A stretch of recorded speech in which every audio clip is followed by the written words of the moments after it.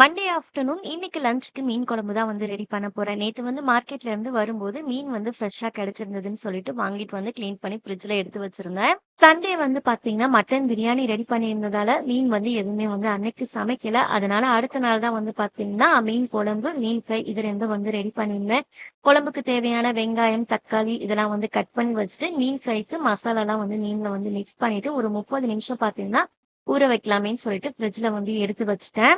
எங்க வீட்ல மீன் குழம்பு வச்சாலே 2 நாள் வந்து வச்சு ஓட்டிடுவோம். அடுத்த நாள் டிஃபனுக்கு காலையில தோசை, இட்லின்னு வச்சுட்டு, மதிய லஞ்சுக்கு சிம்பிளா ரைஸோட ரசம் மட்டும் வச்சு விட்டுருவேன். மீன் குழம்பு வந்து பார்த்தீங்கன்னா, நம்ம நார்மலா புளிக்குழம்பு வந்து ரெடி பண்ற மாரியே தான் மசாலாலாம் வந்து சேர்த்துட்டு, குழம்போட திக்னஸ்க்கு ஜீரகம், மிளகு, வெங்காயம், தக்காளி, தேங்காய் இதெல்லாம் சேர்த்து அரைச்சு ஆட் பண்ணிட்டு, குழம்பு நல்லா கொதிச்சதுக்கு அப்புறமா நம்ம வந்து மீன் வந்து சேர்த்துட்டு ஒரு 5 நிமிஷம் கொதிக்க விட்டு எடுத்தோம் அப்படின்னா குழம்பு ரெடி. இது கூடவே சிம்பிளா ரசம் வந்து ரெடி பண்ணிட்டு, மீனும் வந்து ஃப்ரை பண்ணிட்டு, அன்னைக்கு லஞ்ச் வந்து சிம்பிளா முடிச்சாச்சு.